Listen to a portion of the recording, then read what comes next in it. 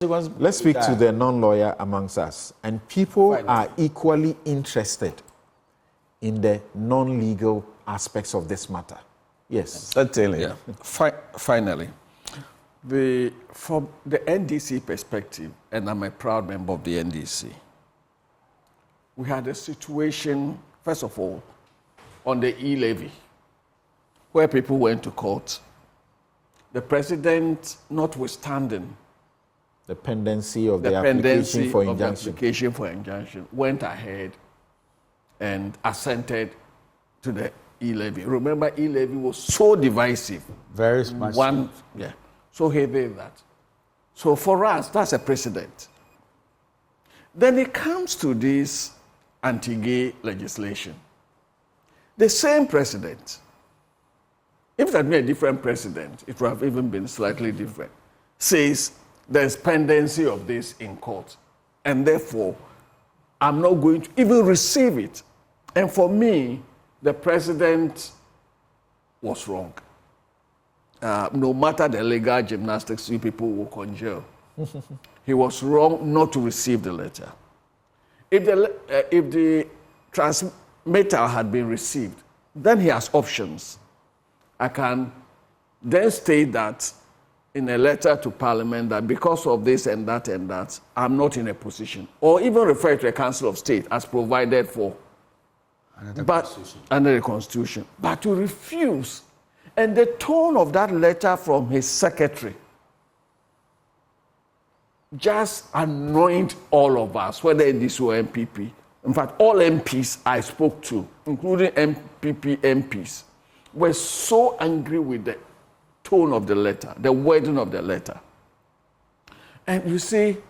Why are you people surprised about that? Because in Parliament, the two sides who must guard the dignity and power of Parliament, which is almost sovereign, you have diluted it and allowed the presidency at all times, not in this regime, to supersede even Parliament. The president has the votes of not everybody. In Parliament, it's represented all Ghanaians. So you have cheapened it. Well, the nature of our adversarial politics has led to that, and it is not the best. I'm the first to concede it is not the best. But most importantly, as a people, as a nation, remember we are a nation building. We must learn from our traditions. And the secretary to the president, in my opinion, has led the president down big time. Why do I say this? The president, as the two of you have just agreed, is human. He can be emotive. The Supreme Court has displayed that tendency, and my chairman is also attributing the same tendency to the speaker. So let's say the president has been emotive. You are his chief advisor as a secretary. What do? You stay that document over. You do not write a letter. The president may even use worse words. But it is your duty. And it is not by error that quite often they prefer diplomats. KD Osei, Kufuor secretary, was a diplomat, to handle these emotions. In our tradition, let me use the Asante Hene, for example. When Asante Hene sits in state, adjudicating over a matter, traditional matter, and his temper begins to rise, you hear the, I don't want to call them servants, the courtiers behind him, they start singing his praises. What does that do? It signifies that he should calm down. You don't expose your leader because we are human.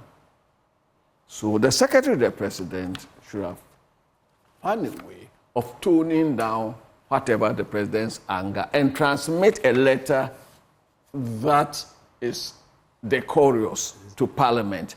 But if anybody who reads that letter gets angry, you are literally daring Parliament. And the clerk to Parliament is a constitutional officer. That's right. Performing his constitutional duty. And you sit there, Your appointment is administrative and at best under the Presidential Office Act. Subject to your notice, not approval.